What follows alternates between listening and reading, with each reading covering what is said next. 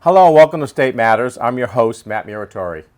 Today, we will be discussing the economic recovery for our area and for the Commonwealth. I can't think of anyone better to discuss this with than the Executive Director of the Plymouth Regional Economic Development Foundation, Mr. Stephen Cole. Stephen, welcome to State Matters and thank you for joining us today. Hi, Matt. Thanks for having me. I'm glad to be here. So, Stephen, you've been in this role almost 2 years now. But a lot of people don't know who you are. So would you mind just giving us a little bit about your background? Your background is very fascinating, actually. So go into it, how you got into this, where you've worked before, and some of the things you've done. Sure, I'd be glad to. I haven't thought about it in a long time, but instantly my mind kind of goes back to when I was 12 years old watching this press conference that then Governor William Weld was giving. And he was talking about these reforms to welfare programs, and even at 12, I knew what that would mean to my family. But with all the hubris of a 12-year-old, I thought, if only he knew what I knew. And so from a very early age, I always knew that I wanted to help serve the public and the community, but to advance people, to bring quality of life, and to solve some of these entrenched problems that people in poverty sometimes have. I thought that I had to ascend to some kind of significant role like governor. I'm glad to say that after spending some 20 years almost in public service, I found economic development back when I was working in Springfield, Massachusetts, 2005 to, let's say, 2012. And one of the things we learned while we were there, we being the economic development team, was, cities and towns like Springfield and even Plymouth, you can have a balanced budget, but if you don't have something to look forward to for, say, the next 50 years, the next 2 generations, you're not really growing as a community. And what I learned was economic development is one of those really important tools that a local level jurisdiction or even the state has to help solve some deeply entrenched problems. And you can have some fun doing it. I've really enjoyed my time doing economic development. So when you were in Springfield, was the casino idea on the horizon at that point? When I was in Springfield, the casino idea had been on the horizon for probably 20 years, and it wasn't really clear which side was even going to win, and it came down to a contentious battle for that RFP to position Springfield as the place where that MGM investment was going to occur.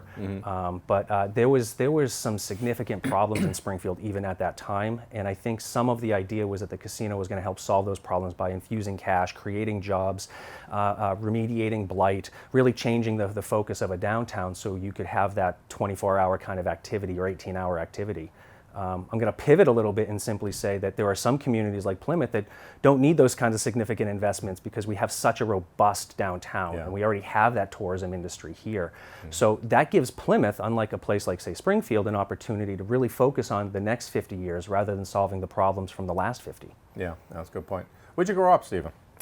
Well, the first 10 years of my life, I was born in Dorchester, so I'm OFD, Savin Hill, representing proud, and then when around 10 or 11, my family, we moved to Cape Cod. It was actually cheaper to live on Cape Cod back then than in Boston. So my wife's family did the same thing. They went from Dorchester and moved to Falmouth, and that's where she grew up because of the same thing. And it was a wonderful place to grow up even then because of the sense of community. But my high school was 5 towns. There was 5 towns that made up the one high school, and we barely breached 1,000 students. Diversity was certainly lacking. That was a bit of a shock to me when I first moved to the area from Boston. But I have to say, with 85% of my colleagues, cohorts, and peers going off to secondary education, it absolutely informed for me what my next steps might be. So I know the importance of that kind of community and the value of how what your friends might be focused on and interested in might permeate and yield some pretty impressive results for oneself. Yeah. Where'd you go to college?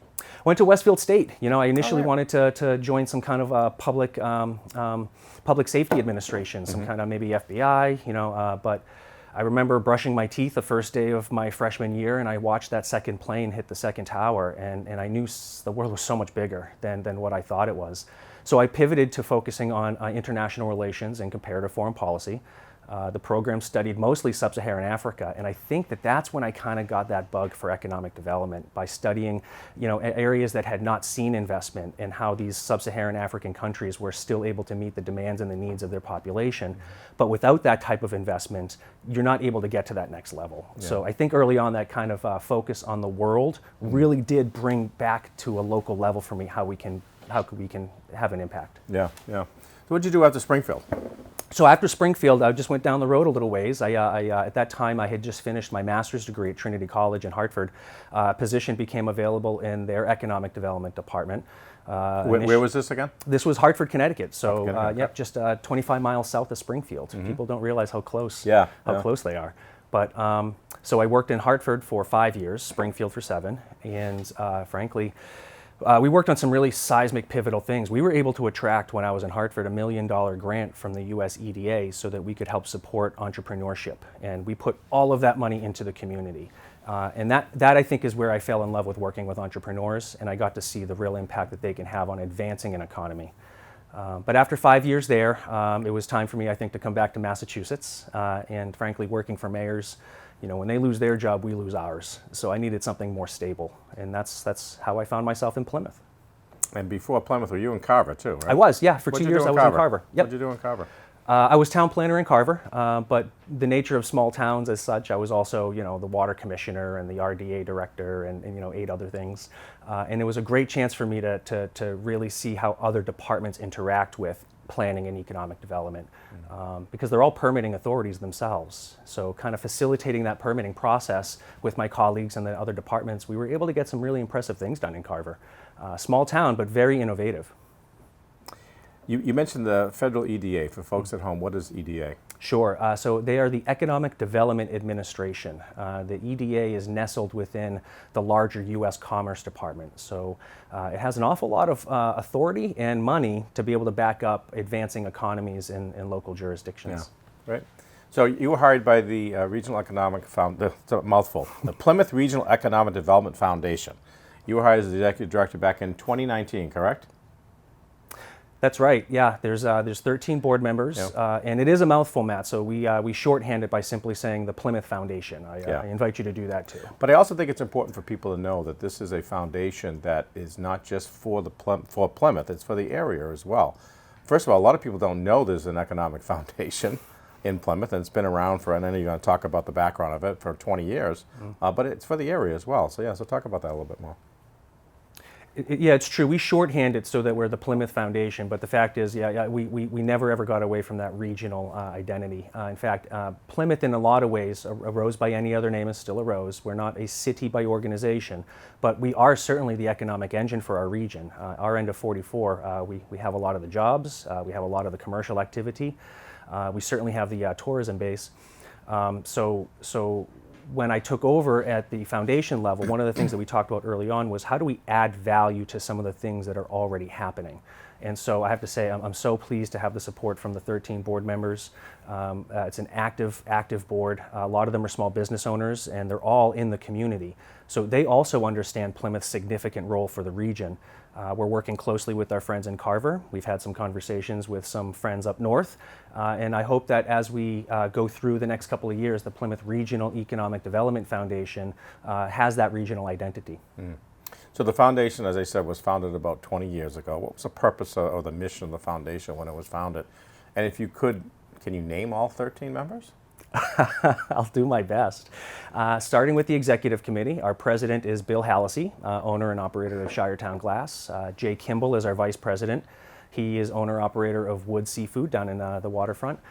We have our clerk, Charlie Wall, a retired college president from Massasoit. We have our treasurer, America's very own Kevin O'Reilly. We have our assistant treasurer, who is Bill Harris from WH Cornerstone. And now going into the at-large, we have our own Matt Muratore, one of our newest members. We also have Amy Naples, the executive director of the Chamber of Commerce. We have Melissa Origi, the town manager of Plymouth, as well as the town planner of Plymouth and the chairman of the select board. In fact, having those 3 members particularly on board gives us a lot of opportunity to work closely with the town so we can leverage what we have as our resources with the towns, but also we can match our goals. We don't work in competition with each other. In fact, we work very much collaboratively, and it's a very important relationship to have. I'm glad to have it. And I'm frankly, Matt, I think I may have gotten off a little topic, and I'm sure I'm forgetting some folks. So you got let's see, Ed Santos, who actually Ed Santos. 3 more members. Jack Meal. Jack Meal. Yep. And who else? I'm Mr. embarrassed Wallace's to say. daughter. Dee Dee, Spencer. yeah, Yes, of yeah, course. yeah, Yep. yeah, This- yeah. No disrespect to those members. It's No, just a lot absolutely to not. remember. Well, Ed actually is the one that pretty much started this, right? Ed Santos? Ed Santos is also the one who's responsible for the industrial park. I know you're filming up at PAC TV, and Ed Santos is responsible for bringing 400 acres of developable space to Plymouth. So yeah, I'm glad to have him on my board. I refer to him endearingly as the Dean of Development. He really is. And the reason I wanted you to mention those folks is because it's an impressive board and has a great deal of experience in so many different areas. And the reason this was developed 20 years ago is so it wasn't part of government, because sometimes government is slow, it gets bogged down, and so the funding. So talk about the funding, where the funding comes from, because it's kind of interesting how it's set up. Sure. So we have a MOU, what's called as a Memorandum of Understanding, a contract of sorts with the town of Plymouth. They do provide some services or some funding to us, as well as some staff services, and that helps us achieve some barometric goals for the town that they set. For example, we are private nonprofit. You're right, we do exist outside of government, but we are the facilitators of the town's TIF program. That's a tax increment financing. It's an incentive that we use sometimes to entice development that might not otherwise come here. And it locks in the increase in taxes for a certain period of time. So we facilitate that program for the town, and for providing those types of services, we get paid for that. The town still retains the ultimate authority with the decision making. So just because we start the TIF application, ultimately things like that belong at town meeting for the final decision. So we work closely with the town. The other thing we do sometimes is take land of what's called low value, or sometimes land that has been off the tax rolls for some period of time. And what we do is apply for grants, get them shovel ready basically so that they're able to be developed. And then we get them back on the tax roll by doing a traditional market rate commercial sale. So we've had one success in the past. It was prior to my arrival off of Hedges Pond, and we restored, I believe it was 25 acres at that point to the tax rolls. We're working right now to restore 42 acres to the tax rolls on another project. And I'm glad to say we have a great partnership with MAZ Development, another state semi-quasi-government agency that provided us $60,000 in site readiness funds so that we can take this very difficult site next to a capped landfill. Where is this, Stephen? This is on Hedges Pond, right near the Herring Pond intersection. And my sense is that this one particular project with the $60,000 cash infusion from MAZ Development is going to yield potentially multi-million-dollar economic impact, including a realignment of a very dangerous intersection down there.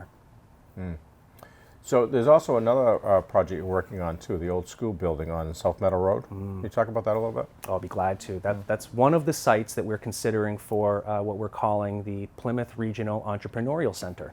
And what that is intended to do is provide space for technical skill capacity building. So hackerspace, makerspace, tinkerspace, 3D printing. They're nuanced, but they are separate skill sets that do sometimes yield different types of products. But we want to make that space and those resources available to students, residents of the Plymouth region, so that they have a place that they can tinker, bring a proof of concept, so to speak, or prototype an idea. We intend also, Matt, to expand that program because there's a lot of food science that happens in our area. And so with the success of the Commonwealth Kitchen at the Seaport, we hope to have something akin to that down here in Plymouth, so that those folks who are making honeys, jellies, jams, beer, cheese, etc., they'll have a place to go and hopefully scale up their food business. So the place that we're thinking of doing that is right now at the underutilized former Central School Department for the Carver Plymouth School District, and that's at 253 South Meadow Road, right across from the airport, right next to the golf course, a couple of great restaurants nearby. We think it's a place where we can see some great activity. Yeah. So talk about a little bit about, and we've talked about this at board meetings, you know, Plymouth is known as tourism. That's our number one industry. But the foundation is looking to go in a little different direction, utilizing tourism to draw other industries. Can you talk about that?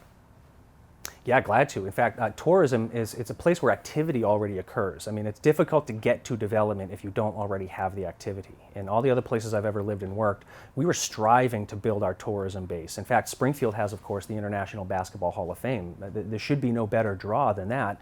But one of the consequences and setbacks of not having, future thought is they put it at the waterfront when it was cleaved from the rest of the city by the highway. So it's very difficult to get to. So just because you have it, just because you build it, doesn't necessarily mean that they will come. So I think one of the things that we're trying to do here is better understand how we can use tourism to not only increase our brand recognition, but also invite certain businessmen to come visit Plymouth on their vacations.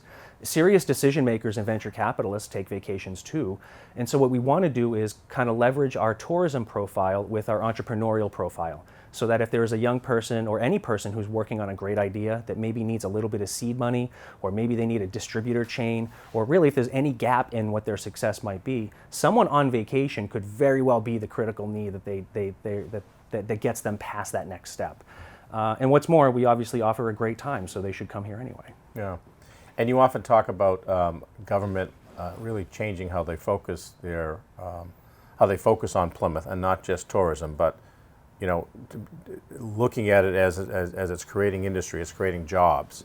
How do you go about changing that image, in your estimation? That's an excellent question, Matt, and it is difficult. And I hope you have an answer for it. Of course I do, right here. But the fact of the matter is, I have strived to change the perception from our state partners. I mean, on a local level, a lot of people don't realize, but cities and towns are political subdivisions of the state.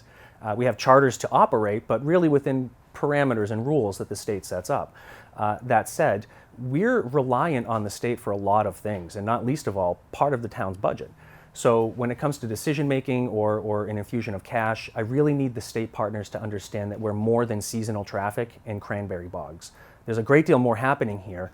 And one of the things I do like to point out is when you look at every other place in Massachusetts that identifies as a city, that has a population greater than, say, 40,000, they're all post-industrial. They all have these industrial footprints and relics that makes it very difficult to develop in those places, because it's dirty, so to speak. Industry used to be dirty, and it's expensive to clean up.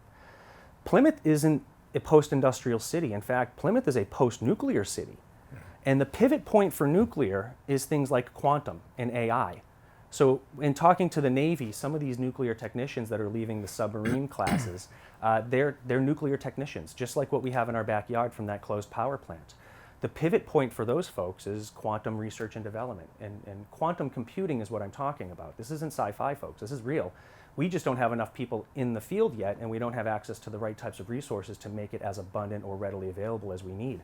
But the feds are funding this, and they're actually encouraging these federal agencies to find small businesses that are focused on starting research and development within quantum and AI. So I'm glad to say that when it comes to what assets we have, and even with the decommissioned power plant, we're further ahead than many other communities because we have that talent pool here. And with our waterfront, I think we're also able to attract big funders like the Navy. So my sense is that the MAZ that's coming in soon, we'll be very excited to have that AI Mayflower here, because it's one of the things that the foundation is focused on using to attract this type of industry here in Plymouth. Can you talk a little bit about that? Now, how's that going to work with that ship out of Plymouth, UK? So I understand that the ship is run through AI, artificial intelligence, Right. And when it comes into bay, it's really going to be a very modern representation of the original Mayflower. Original Mayflower, yeah. Although it's not manned, there's some really interesting quirks of history that have happened to this ship as it happened to the original Mayflower. But the importance of that MAZ ship coming here is if the last 400 years matter at all, we have to look to the next 400 years. And I think this ship coming here really does position us to be able to attract those critical need industries like AI, like quantum, and frankly, like also developing our bay, because there's lots of industries that could happen within our waters that we haven't fully explored yet. And I think this could bring attention to the bay. And that's coming the spring of 2022, I believe, right? If everything goes well, that's what I understand. Yeah, that's great. That's great. So let's talk about a couple of the organizations you work. You work with a lot of organizations, but you really have developed a relationship with the Chamber and with Sea Plymouth. Can you talk about that a little bit more, and the importance of you as the Executive Director of the Economic Foundation working with these groups and other groups as well? Well, I mean, first and foremost, it takes a village. There's nothing that the foundation can do by itself. I mean, we really do rely on our partners and our friends of the foundation to get done all of the things that we do. I mean, I kind of refer to it sometimes as Tom Sawyering, where we have this fence that we have to whitewash, right? But we don't have enough hands and we don't have enough time, so we kind of invite people in to whitewash our fence for us.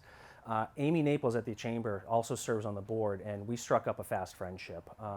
And I think it's partly because we understand the relationship that the Economic Development Foundation has toward creating small businesses that ultimately will become members of the Chamber of Commerce. So in a lot of ways, I see ourselves as a bit of a feeder agency so that the chamber membership grows as we have an increase in our small business profile. With regard to See Plymouth, I already touched a little bit on how we're using tourism to increase our profile, but Lee Filson has been phenomenal to work with, greeted us with open arms. We used to be neighbors, and now we're just kind of down the street from each other, so we still see each other regularly. In fact, we saw each other just a couple of weeks ago at the small business fair, and you know, I have to say she's always understood how important it is for us to develop other types of industries and focus on new types of development, say something like a convention center or a conference hall, so that we can kind of have a next level of tourism. Because the people who work in the tourism industry now are mostly in fields like retail or restaurant. But if we had higher levels of attractions like a convention center or a conference hall, operations managers, event schedulers, executive directors of, I mean, something like that can create so many more job opportunities for our residents. Yeah, I was going to bring that up too. Recently, See Plymouth was awarded $150,000. That was an earmark put in the state budget to put together a group of people to talk about this convention center, conference center idea. And you're going to be part of this as well, is that correct? It's probably one of the most exciting projects I'm looking forward to. Yeah, talk about it a little bit. Yeah, I'd be glad to. So first and foremost, we have to take into consideration, you know, that the nature of conferences is changed. You know, we're probably not going to see the very large-scale conferences come back for a little while. So looking at mid-sized conferences, there's really nothing south of Boston, north of Providence, or really east of really east of Worcester. But between Boston and Providence, there's nothing like what we're talking about here. 3,000 to 5,000, maybe 10,000 seats. A place where a conference from across the country or even across the globe can come, because let's face it, Plymouth already has an international profile. But when you consider that 4.9 million people live within just 40 miles of Plymouth, it sends a message, I hope, to our state partners as well as our regional partners that Plymouth really is, in a lot of ways, the center of a lot of activity, and more activity can still occur here if we have some kind of a brick and mortar and infrastructure presence, something like a convention center conference hall. And look, let's face it, you know, the Comic-Con folks spend money just a little bit differently than the businessmen. So if we were to have an AI conference or a quantum research and development conference, that also helps bring activity into an area and helps us achieve that 18-hour, 7-day-a-week profile that supports the tourism, the restaurant, and the retail. And this money is to do a study. Probably going to hire a group to do a study and see, does it make sense to have one? What a game changer this will be if we can get a conference center, convention center in this area for economic development, as you mentioned earlier, for the type of jobs that it's going to create, right? The types of jobs it creates. There's obviously a tax obligation that they'll have to pay. I mean, one of the things that people have to remember is governments sustain themselves through tax revenues. And one way that we reduce or diminish the burden on everybody is by having what they call new growth. So new investors coming into a community. And I have to say, it's really important for our partners and our viewers to understand that the foundation isn't just pro-development. We're also very much pro our values and our conservation culture. I grew up in this area, and I used to run cross country before I got too comfortable playing video games. And I think one of the things that I so cherished about this area relative to an urban environment is that I always had access to cranberry bogs or beautiful running trails that I could go on. And so we take that seriously, and we don't want that to go away. So when we talk about development and we talk about inviting these types of large-scale investments like a convention center or conference hall, we talk about doing so with a balance toward the ecosystem and sustainable economic development. We don't want to lose the character of our community. That's what makes us distinct. That's what makes us special. But there's more that we can do to help create a quality of life or enhance the quality of life of our residents. And that might be by creating new, diverse types of jobs that aren't within retail and aren't within the restaurants or construction.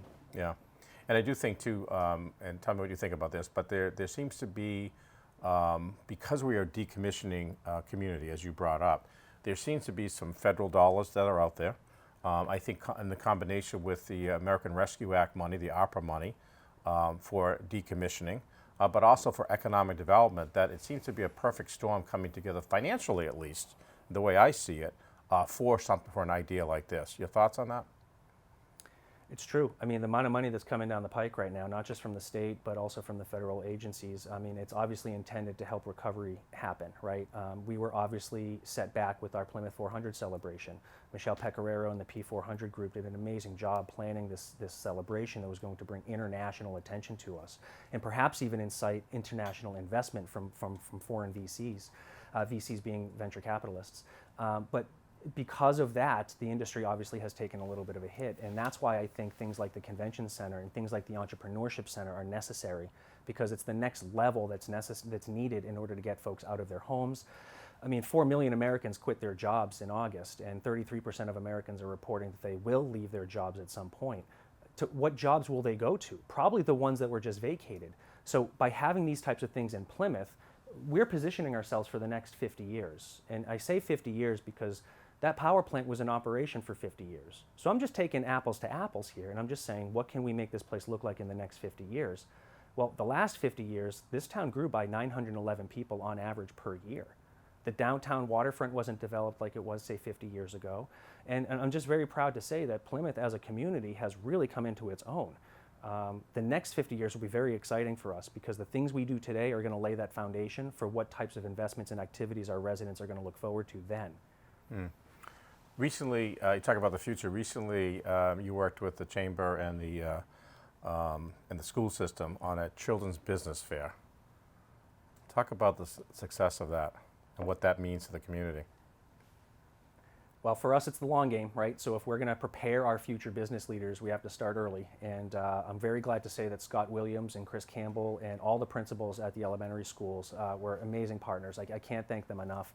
We floated this idea at the foundation a couple of years ago of hosting a children's business fair. The idea is to break down those barriers and kind of shatter that glass ceiling before they even realize there is one. I've met a lot of folks in my career who have great ideas. They actually even have products attached to them. They have a mindfulness toward how they can grow, but they don't see themselves as entrepreneurs because they never really thought of themselves that way. In hosting this business fair with the Plymouth Public Schools at West Elementary School a couple weeks ago, what we did was really, I hope, shatter that glass ceiling before they even know it's there. And I don't want to throw it back to you, Matt, and interview you, but I understand that even as a child, you yourself participated in a business fair. Yeah, right? when we cut the ribbon there, I actually talked about that a little bit. I remember being a fifth grader and actually doing the similar thing, and this is years ago. And I came in second place. I made Rice Krispie treats. But the point of it is, though, that I had that idea. That's where I got the love of having a business someday, and I'm proud of a small business of a couple businesses now, and I think having that spark in a fifth grader to think that way and seeing some of those fifth graders that were there, the 140 plus fifth graders that were there and some of the ideas they had and the enthusiasm they had, this town's going to be in great shape for the future. So it was really great. Thank you so much for doing that. Thank you for all you've been doing here in Plymouth. It's great to have you here, and I'm looking forward to absolutely the next 50 years of what's going to happen here in Plymouth. So. Again, thank you, Stephen, for joining us today. I really appreciate that. I want to thank all you for watching, and we hope you enjoyed today's show. Thanks again to all the staff here, Donna and all the staff here at PAC TV for another great show. We'll see you next time on State Matters.